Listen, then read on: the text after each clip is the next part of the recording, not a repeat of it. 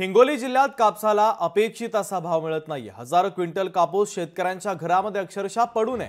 पांढऱ्या कापसाला कवडीमोल भाव मिळतोय, त्यामुळे शेतकरी आता मोठ्या संकटात सापडलेला आहे। योग्य बाजारभाव मिळत नसल्याने लागवड खर्च निघणं देखील आता शेतकऱ्यासाठी अवघड झालंय। याचा आढावा घेतला आमचे प्रतिनिधी गजानन वाणी यांनी। पाहूया।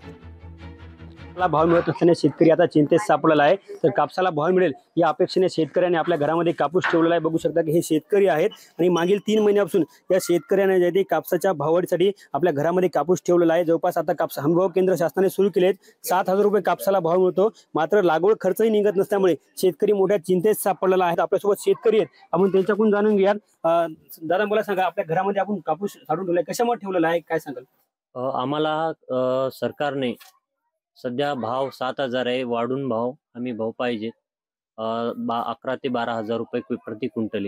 7,000 मध्ये काहीच उदरनिर्वाह होत नाही आणि खर्च पण निघत नाही। तर आम्हाला सरकारने पहिले जे घोषणा केली त्या निवडणुकीच्या अगोदर जे आम्हाला सरकार हे शेतकऱ्याच्या पाठीशी आहे, आता तसेच उभे राहावे। आता येणाऱ्या अधिवेशनात आमच्या शेतकऱ्यांचा प्रश्न त्यांनी मांडायला पाहिजेत।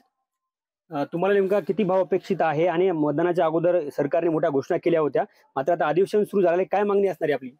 आमची एवढीच मागणी आहे की शेतकऱ्याच्या मालाला भाव भेटला पाहिजे, कारण भाव नाही भेटल्यामुळे शेतकरी हा आत्महत्या करायला आहे। त्यासाठी शेतकऱ्याला जेव्हा बरोबर भाव देतील तेव्हा शेतकऱ्याची आत्महत्या रोखू शकेल। आपण जर बघितलं असेल की शेतकऱ्यांच्या कापसाला हमी भाव द्यावा, जवळपास 11 ते 12,000 रुपये शेतकऱ्यांच्या कापसाला हमी भाव द्यावा आणि अधिवेशनामध्ये आमच्या शेतकऱ्यांचे प्रश्न ठिकाणी चर्चा व्हावी, शेतकऱ्यांच्या पिकांना हमी भाव मिळावा अशी तरी चर्चा करण्यात यावी, अशी मागणी आता शेतकऱ्यातून केली जाते।